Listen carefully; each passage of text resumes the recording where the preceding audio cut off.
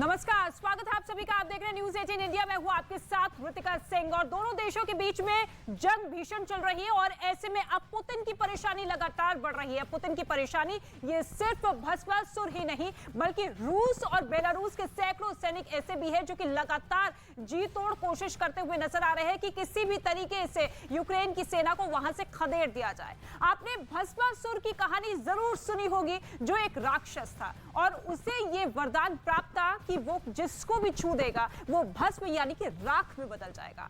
एक दिन मोहिनी नाम की अप्सरा के सामने नृत्य करते हुए भस्मासुर ने अपने ही सिर पर हाथ रख दिया और वो खुद भस्म हो गया। हम आपको ये कहानी इसलिए सुना रहे हैं क्योंकि यूक्रेन में लड़ रहे रूस के हजारों सैनिक भी ऐसे ही भस्मासुर बन गए हैं। ये वो सैनिक हैं जो चेर्नोबिल में रेडिएशन के संपर्क में आए थे। यूक्रेन की सरकार ये दावा कर रही है कि हजारों सैनिक जब घर लौटेंगे तो ये रूस के हजारों लोगों को बीमार कर देंगे और ज्यादातर सैनिक रेडिएशन की वजह से 1 साल से ज्यादा जिंदा नहीं रह पाएंगे। हमारी अगली रिपोर्ट जो हम आपको दिखाएंगे वो बताएगी कि पुतिन की ये भस्मासुर अब रूस के लिए कितना बड़ा खतरा बन चुके हैं।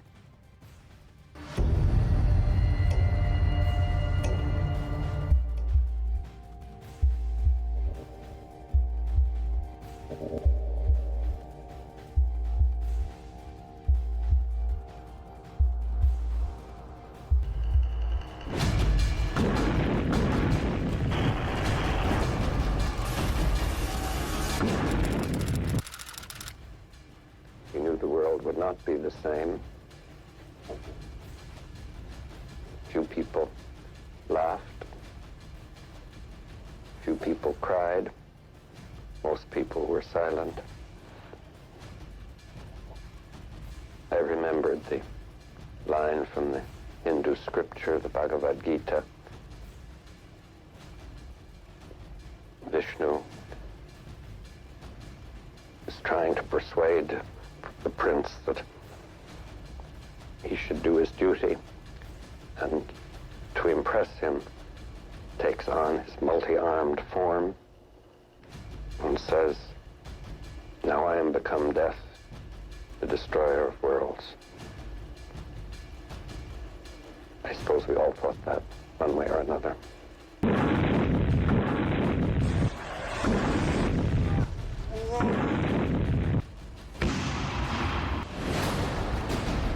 सतहत्तर साल पहले परमाणु बम के जनक और अमेरिकी वैज्ञानिक जे रॉबर्ट ओपनहाइमर ने ऑपरेशन ट्रिनिटी यानी दुनिया के पहले परमाणु परीक्षण के बाद भगवत गीता में लिखे इन शब्दों को दोहराया था।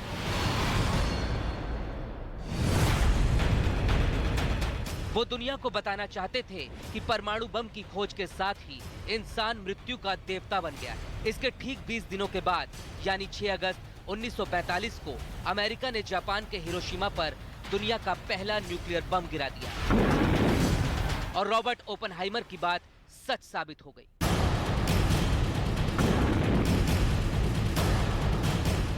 लेकिन शायद ये बात जे रॉबर्ट ओपनहाइमर को भी नहीं पता थी कि एक दिन इंसान इस परमाणु ताकत के दम पर भस्मासुर भी बन जाएगा और अब ये भस्मासुर रूस के लिए सबसे बड़ा खतरा बन गए हैं। एक दो नहीं बल्कि हजारों ऐसे भस्मासुर अब यूक्रेन से निकलकर वापस रूस लौट रहे हैं और इन्होंने अपने शरीर पर एक ऐसी खतरनाक भस्म लपेट ली है जिससे रूस में हजारों जिंदगियों का खतरे में पड़ जाना तय है। कैसे रूस में सैकड़ों परमाणु ज़ॉम्बीज कहर ढाने के लिए तैयार हैं, ये हम आपको बताएंगे। लेकिन पहले ये समझिए कि इन भस्मासुरों के केंद्र में आखिर यूक्रेन का चेर्नोबिल कैसे आया। जिस दिन पहली बार रूस की फौज ने यूक्रेन पर हमला किया था, उसी दिन से उसके निशाने पर चेर्नोबिल का न्यूक्लियर प्लांट था। ये न्यूक्लियर प्लांट अब सक्रिय तो नहीं है, लेकिन 1986 में यहाँ हुए विस्फोट के बाद से इस जगह पर रेडिएशन को नियंत्रण में रखना एक बड़ी चुनौती रहा है। लेकिन 24 फरवरी की शाम तक ये चुनौती तब एक विकराल संकट में बदल गई जब रूसी सैनिकों ने चेर्नोबिल पर कब्जे की लड़ाई शुरू कर दी। युद्ध के शुरुआती चंद घंटों में ही चेर्नोबिल पर रूसी सेना का कब्जा हो चुका था। रूस की तरफ से बार बार ये कहा गया कि वो इस न्यूक्लियर प्लांट को कोई नुकसान नहीं पहुंचाएगा। साथ ही ये भरोसा भी दिलाया गया कि चेर्नोबिल में रेडिएशन का स्तर बिल्कुल सामान्य है और खतरे की कोई बात नहीं है। लेकिन दुनिया को इन दावों पर यकीन नहीं था। ये आशंका लगातार जताई गई कि इस न्यूक्लियर प्लांट में कभी भी विस्फोट हो सकता है और ये विस्फोट यूक्रेन और रूस समेत यूरोप में भारी तबाही मचा सकता है। लेकिन 31 मार्च 2022 को अचानक ये खबर आई कि रूस के सैनिकों ने चेर्नोबिल छोड़ दिया है। दुनिया की सांस में सांस आई। सबको लगा कि चलो एक बड़ा परमाणु हादसा होने से बच गया।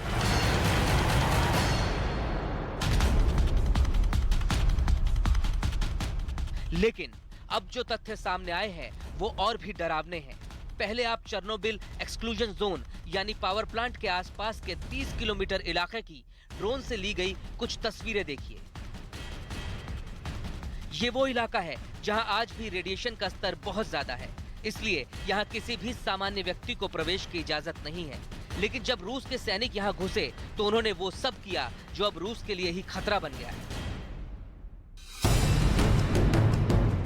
रूस के सैनिकों ने चेर्नोबिल के आसपास रेड फॉरेस्ट नामक इलाके में जमीन पर बड़े-बड़े गड्ढे खोदे। माना जाता है कि इस इलाके में रेडिएशन का स्तर आज भी बहुत ज्यादा है। 1986 में जब चेर्नोबिल में परमाणु त्रासदी हुई थी, तब इस इलाके में मौजूद देवदार के हजारों पेड़ रेडिएशन की वजह से लाल हो गए थे। इसलिए इसे आज भी रेड फॉरेस्ट यानी लाल जंगल कहा जाता है। ड्रोन से ली गई इन तस्वीरों को देखकर लगता है कि इस इलाके में रूस के सैनिकों ने अपने टैंक भी दौड़ाए और इन टैंकों की वजह से यहाँ बड़ी मात्रा में रेडियो एक्टिव धूल भी उड़ी। यूक्रेन की स्टेट एजेंसी का दावा है कि यूक्रेन के सैनिकों ने ये गड्ढे अपने हाथों से खोदे और उनके पास इस दौरान किसी भी प्रकार का कोई प्रोटेक्टिव गियर नहीं था। ये भी दावा है कि इस वजह से चेर्नोबिल में मौजूद कई रूसी सैनिक गंभीर रूप से बीमार पड़ गए और उनका बेलारूस के अस्पतालों में इलाज चल रहा है। जब कोई व्यक्ति रेडिएशन के संपर्क में आता है और बीमार पड़ता है तो उसे एक्यूट रेडिएशन सिकनेस कहा जाता है। रेडिएशन की हाई डोज के संपर्क में आने वाले लोगों को अचानक बुखार आने लगता है, भूख कम हो जाती है, मितली आती है, उल्टी की शिकायत होती है, डायरिया हो जाता है और त्वचा भी जगह जगह से उखड़ने लगती है। और अगर समय पर इलाज न मिले तो व्यक्ति की तड़प तड़प कर मौत हो जाती है। चेर्नोबिल से रूसी सैनिकों के वापस जाने के बाद जो दावे किए जा रहे हैं वो बेहद डरावने हैं। यूक्रेन और कई एक्सपर्ट का यह मानना है कि चेर्नोबिल में बिना किसी सुरक्षा कवच के जाकर के रूस के लाखों सैनिकों ने अपनी जान दांव पर लगा दी थी। कहा यह जा रहा है कि हजारों की संख्या में सैनिक रेडिएशन का दुष्प्रभाव झेल रहे हैं। एक्सपर्ट तो ये भी कह रहे हैं, और खास तौर से पश्चिमी मीडिया, कि कुछ 100 सैनिकों की रेडिएशन से जान चली गई है, जिनको रातों रात बसों में भरकर चेर्नोबिल से बेलारूस ले जाया गया है। 1986 में जब चेर्नोबिल न्यूक्लियर प्लांट में धमाका हुआ था तो इससे पैदा हुए रेडिएशन की चपेट में यूक्रेन और रूस के अलावा यूरोप के 60,000 लोग आए थे और इनमें से करीब 4 से 5,000 लोगों की मौत रेडिएशन की वजह से हो गई।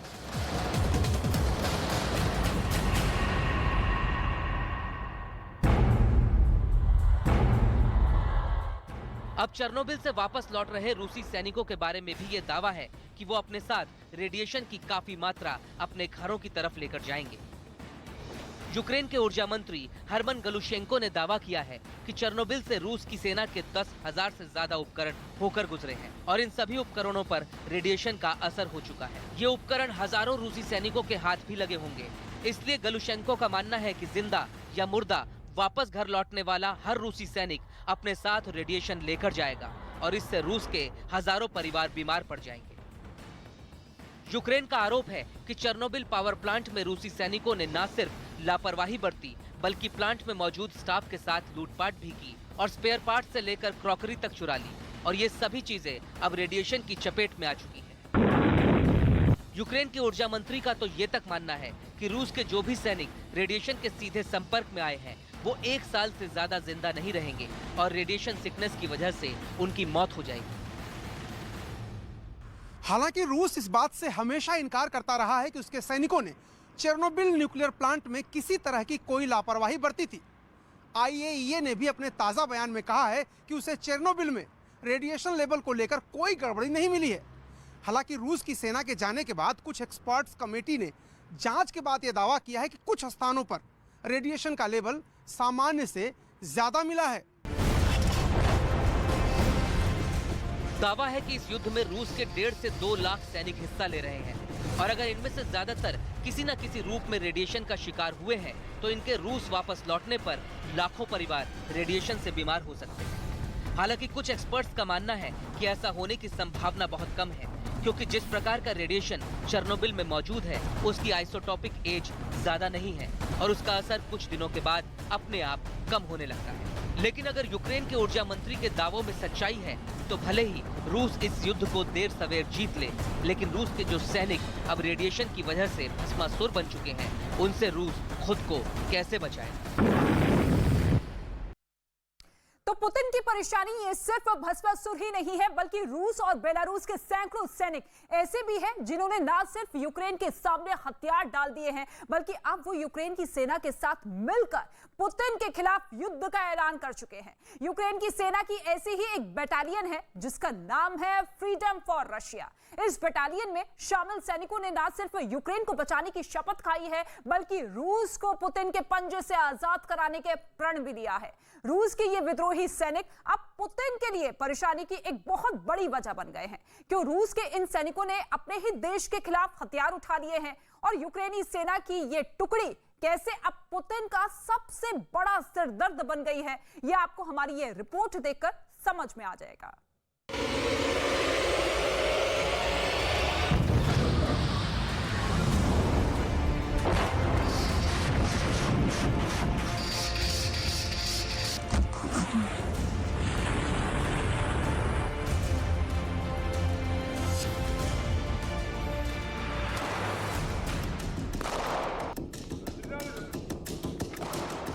रूस और यूक्रेन के बीच चल रहे युद्ध को 45 दिन हो गए हैं, लेकिन पुतिन को जिस सफलता की उम्मीद थी वो उन्हें हासिल नहीं हुई और अब उनके लिए मुश्किलें और ज्यादा बढ़ने लगी हैं, क्योंकि रूस और बेलारूस के बहुत सारे सैनिकों ने अब पुतिन का साथ छोड़कर यूक्रेन का साथ देने की शपथ खाई है और अब ये सैनिक यूक्रेन के सैनिकों के साथ मिलकर अपने देश रूस को पुतिन की तानाशाही से आजाद कराना चाहते हैं।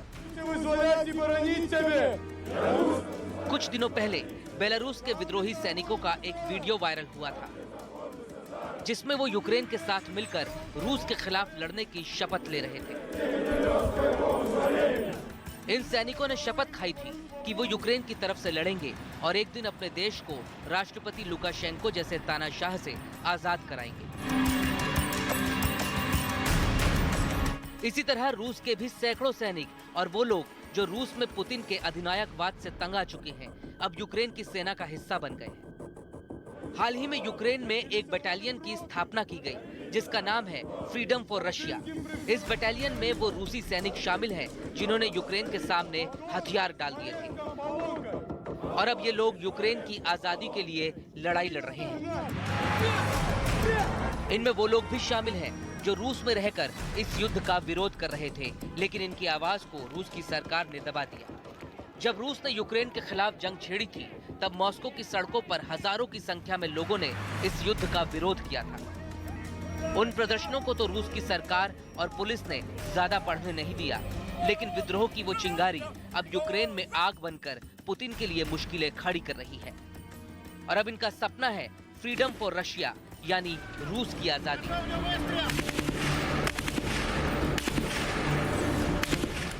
फ्रीडम फॉर रशिया नाम की बटालियन में शामिल ये सैनिक दावा कर रहे हैं कि वो न सिर्फ यूक्रेन के हक के लिए लड़ रहे हैं, बल्कि वो पुतिन के पंजे से रूस को आजाद कराने के लिए भी लड़ रहे हैं।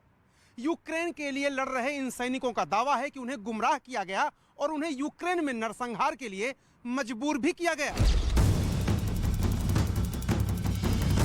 यूक्रेन में वैसे भी विदेशी लोगों को यूक्रेन की सेना के लिए लड़ने की आजादी है और इसे यूक्रेन की सेना की इंटरनेशनल लीजन कहा जाता है, जिसमें हजारों विदेशी सैनिक शामिल हैं और ये लोग लगातार रूस के खिलाफ लड़ रहे हैं। इनमें से बहुत सारे सैनिक ऐसे हैं जिन्होंने बुचा, बोडियांका, इरपिन और खार्किव में मची तबाही और नरसंहार के बाद रूस की सेना को छोड़कर यूक्रेन का साथ देने का फैसला किया।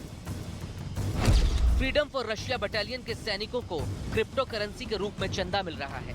क्रिप्टो करेंसी का इस्तेमाल इसलिए किया जा रहा है ताकि इनकी मदद करने वालों की पहचान रूस की सरकार ना कर सके। इसके अलावा टेलीग्राम पर बनाए गए चैनल्स के जरिए भी रूस विरोधी बटालियन की मदद की जा रही है।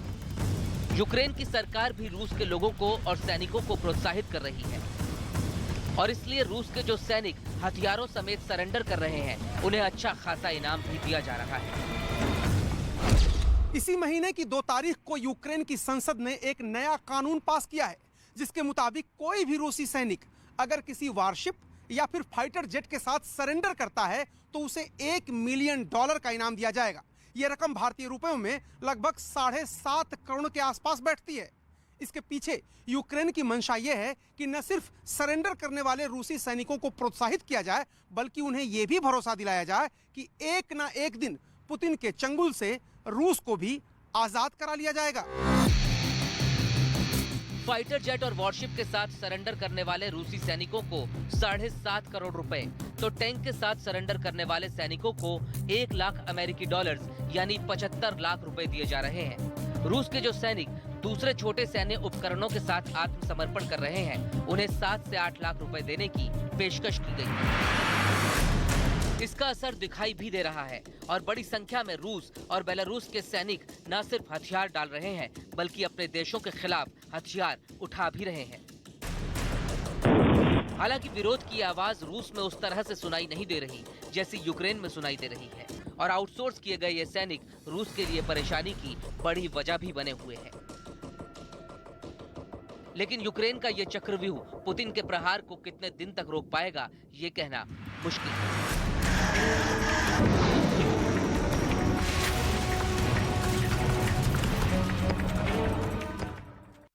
तो रूस और यूक्रेन के बीच भयंकर युद्ध जारी है और इसी बीच रूस के एक खूंखार लड़ाके इंटरनेशनल हेडलाइन बने हुए हैं। रूस के ये ऐसे खतरनाक लड़ाके हैं जो पहले दुश्मन की जान लेते हैं और फिर निशानी के तौर पर उनका कान काट लेते हैं। रूस के ये लड़ाके दुश्मनों के कान को ट्रॉफी के तौर पर इकट्ठा करते हैं। पुतिन की ये कान कटवा ब्रिगेड कैसी है? इन खूंखार लड़ाकों से ज़ेलेंस्की की जान बचाने के लिए अमेरिका ने कितना बड़ा प्लान तैयार किया है, इस स्पेशल रिपोर्ट में आप देखिए।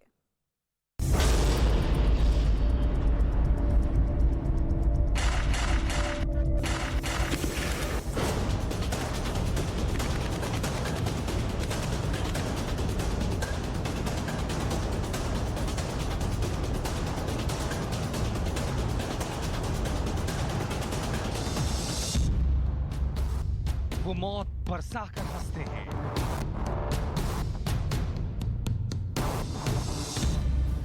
वो हत्या कर कान काट लेते हैं,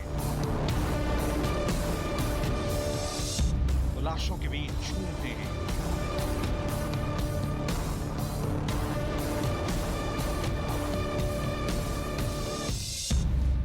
उन्हें मुर्दों की दुर्गंध का नशा है।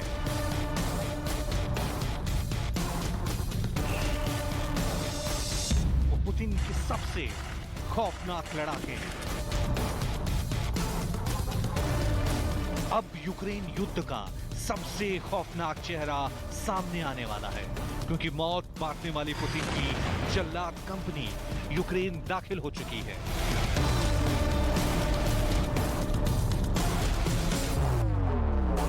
ये रूस के ऐसे खूंखार लड़ाके हैं जिन्हें दुनिया चलती फिरती किलर मशीन कहती है। इनके डिक्शनरी में रहम नाम का कोई शब्द नहीं है।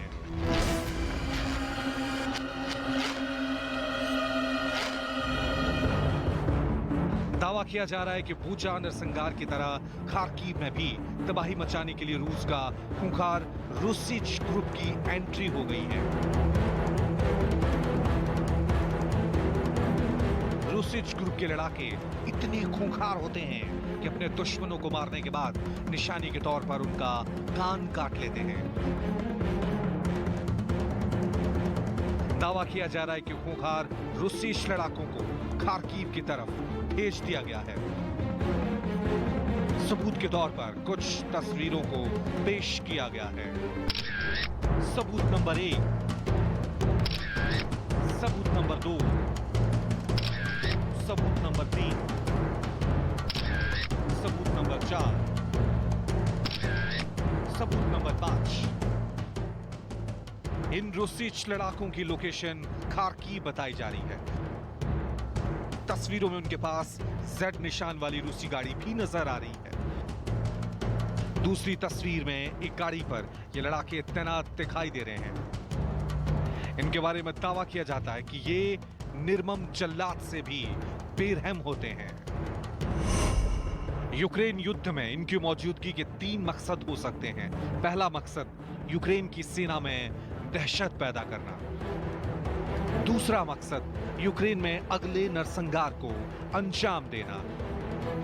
तीसरा और सबसे अहम मकसद यूक्रेन के राष्ट्रपति व्लादिमीर ज़ेलेंस्की की हत्या करना। रूस की तरफ से अब तक दर्जन से भी अधिक बार ज़ेलेंस्की को मारने की कोशिश हो चुकी है, लेकिन हर बार उनका वार खाली ही जाता है। वजह है ज़ेलेंस्की के स्पेशल बॉडीगार्ड जो साए की तरह उनके साथ रहते हैं। ज़ेलेंस्की के ये स्पेशल बॉडीगार्ड कौन है, ये ज़ेलेंस्की को दुश्मनों से कैसे बचाते हैं, उसे हम आगे बताएंगे। लेकिन उससे पहले रूस के रूसी लड़ाकों का कच्चा चिट्ठा जान लीजिए, जिनके बारे में दावा किया जा रहा है कि वो ज़ेलेंस्की की सुपारी लेकर यूक्रेन में दाखिल हुए हैं। रूसी लड़ाके कत्लेआम करने के वक्त बच्चों, महिलाओं, बुजुर्गों को भी नहीं बख्शते और हत्या करने के बाद निशानी के तौर पर उनके कान काटकर अपने पास रख लेते हैं। इसी बर्बरता की वजह से कान काटने वाली पुतिन की इस प्राइवेट सेना की तुलना हिटलर की नाज़ी सेना से की जाती है। ब्रिटेन के मशहूर अखबार द सन की रिपोर्ट के मुताबिक रूसिच ग्रुप का गठन अलेस्की मिलेचकोव और यान पेट्रोवस्की ने किया था। मिलेचकोव ने रूसी सेना में एक पैरा ट्रूपर के तौर पर ट्रेनिंग ली थी। 2014 में रूसी लड़ाकों की बर्बरता दुनिया के सामने तब आई थी जब इनकी तैनाती डोनेट्स्क और लुहांस्क इलाके में की गई थी। एक बार फिर ये लड़ाके उसी इलाके में तैनात कर दिए गए हैं। 8 साल पहले भी इनके सामने यूक्रेन की सेना ही थी और आज फिर इनके सामने टारगेट पर यूक्रेन की सेना ही है। द टाइम्स की एक रिपोर्ट के मुताबिक रूसिच के सरदार मिलेचकोव ने खुले तौर पर माना है कि वो नाजी समर्थक है। उसे जलते हुए इंसानी मांस को सूंघकर नशा होता है। जिस ग्रुप का माफिया अपने बारे में ऐसे दावे करता है, वो अपने लड़ाकों को कितनी बर्बरता की ट्रेनिंग दे रहा होगा, ऐसे आसानी से समझा जा सकता है। द सन की रिपोर्ट के मुताबिक रूसिच ग्रुप पुतिन की प्राइवेट आर्मी के तौर पर कुख्यात वैगनर ग्रुप से जुड़ा है। वही वैगनर ग्रुप जिसके लड़ाकों को हाल ही में यूक्रेन में देखा गया। यूक्रेन के बैटल ग्राउंड में इनकी मौजूदगी के सबूत ने पूरी दुनिया में सनसनी मचा दी है।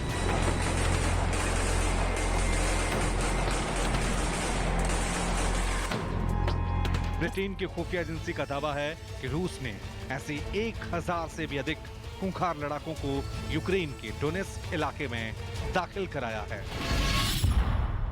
सबूत नंबर 1। सबूत नंबर 2। जिस तस्वीर को तैनाती का सबूत बताया जा रहा है, उसमें सैनिक की वर्दी पर जो लोगो लगा है वो वैगनर ग्रुप का है। वैगनर ग्रुप को पुतिन की प्राइवेट आर्मी कहा जाता है। ये AK-15 राइफल थामे हुए हैं। AK-15 राइफल का इस्तेमाल रूस की स्पेशल फोर्स करती है। ये लड़ाका रेडिसन पार्क इन होटल के सामने खड़ा है जो यूक्रेन के डोनेट्स्क में है। दावा है कि यूक्रेन में ऐसे 1000 से अधिक लड़ाके घुस गए हैं। इन्हें रूस के राष्ट्रपति व्लादिमीर पुतिन की अदृश्य सेना कहा जाता है। ऐसी सेना जो किसी को दिखाई नहीं देती, चोरी छिपे धावा बोलती है, अपने टास्क पूरा करती है और पलक झपकते ही गुम हो जाती है। इस खास ग्रुप के सैनिक पुतिन के ऐसे वफादार कॉन्ट्रैक्ट किलर हैं जो उनके एक हुक्म पर जान लेने और जान देने के लिए हर वक्त तैयार रहते हैं। टास्क चाहे कितना भी मुश्किल क्यों ना हो, उसे पूरा करके ही दम लेती है।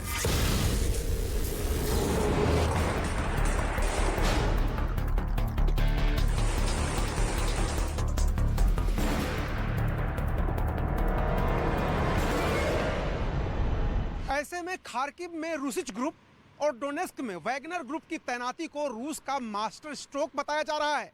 ये मास्टर स्ट्रोक इसलिए है क्योंकि रूस के इस कदम से अमेरिका और पश्चिमी देशों में हड़कंप मच गया है। इन ग्रुप्स के यूक्रेन में होने का मतलब यह है कि यहां और ज्यादा नरसंहार हो सकता है और ये ग्रुप राष्ट्रपति जेलेंस्की को मारने की कोशिश एक मर्तबा और कर सकते हैं।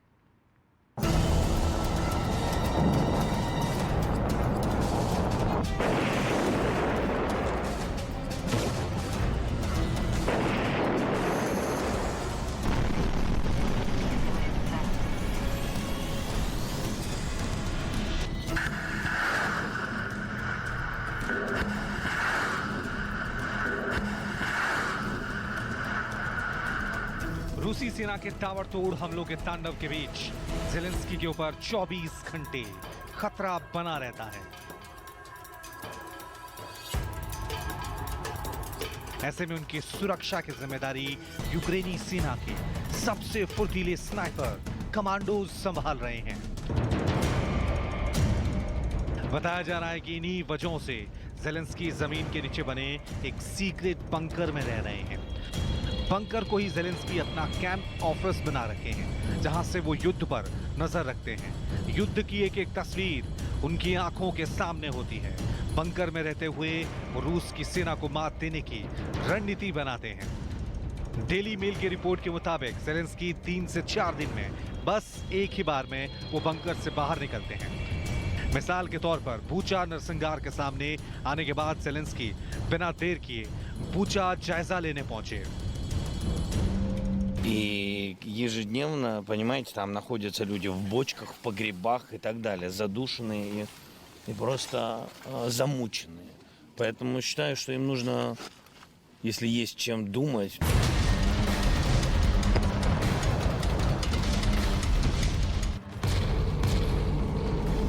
युद्ध के दौरान खुले आसमान के नीचे यूं बाहर निकलना ज़ेलेंस्की के लिए खतरे से खाली नहीं है, लेकिन उन्हें अपने रखवालों पर पूरा भरोसा है। यूक्रेन के स्नाइपर कमांडो 24 घंटे ज़ेलेंस्की की सुरक्षा में तैनात रहते हैं। यूक्रेन के खुफिया विभाग को इस बात का इनपुट है कि दुश्मन ज़ेलेंस्की को मारने की साजिश रच सकता है। साथ ही दुश्मन के निशाने पर उनका परिवार भी है। लेकिन यूक्रेन की सेना और कमांडोज हर वक्त ज़ेलेंस्की, उनकी पत्नी और उनके बच्चों की सुरक्षा में मुस्तैद रहते हैं।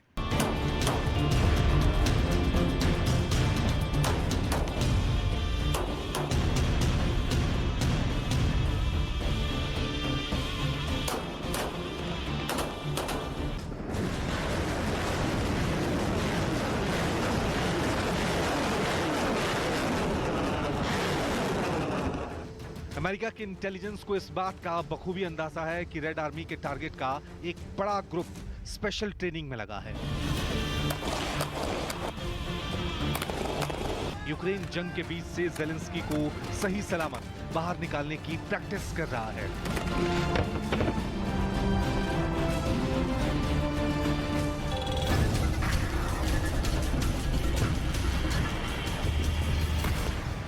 इस प्रैक्टिस का मुख्य मकसद दुश्मन सेना से घिर जाने के बाद भी ज़ेलेंस्की को सही सलामत महफूज ठिकाने तक पहुंचाना है।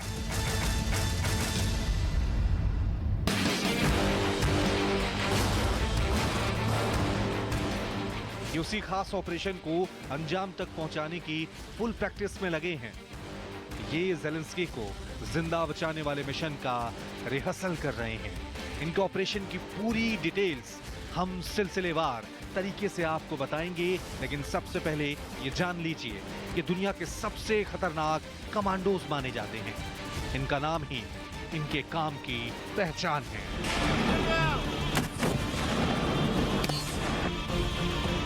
हम इनका नाम भी बताएंगे, इनका काम भी दिखाएंगे, लेकिन अभी ये जिस काम की तैयारी में लगे हैं उनका ग्राउंड जीरो यूक्रेन में है।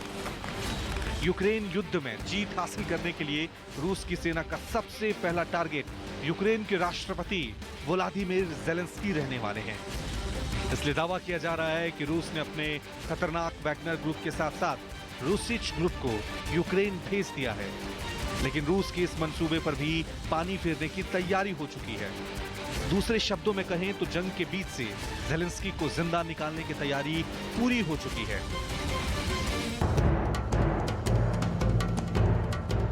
पुतिन की सेना को चकमा देने का फुल प्रूफ प्लान तैयार है।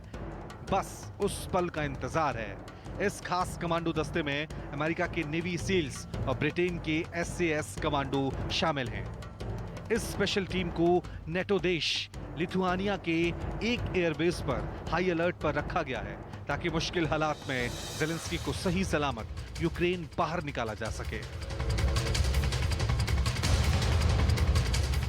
नेवी सील्स और SAS कमांडो पहले ज़ेलेंस्की को अपने कवर में लेंगे और फिर हवाई या फिर सड़क के रास्ते उन्हें पोलैंड सीमा पर लाएंगे और फिर या तो ज़ेलेंस्की को पोलैंड में किसी सेफ हाउस तक पहुंचाएंगे या फिर उसे लुधियाना ले जाएंगे जहां से कीव आएंगे। ऐसे में यूक्रेन की जमीन पर अमेरिका के नेवी सील्स कमांडो का मुकाबला वैगनर ग्रुप के साथ साथ रूसिच ग्रुप और खासकर रूस के कातिल कमांडो स्पेट्सनाज़ से होगा, जो अभी ज़ेलेंस्की के जान के दुश्मन बने हुए हैं।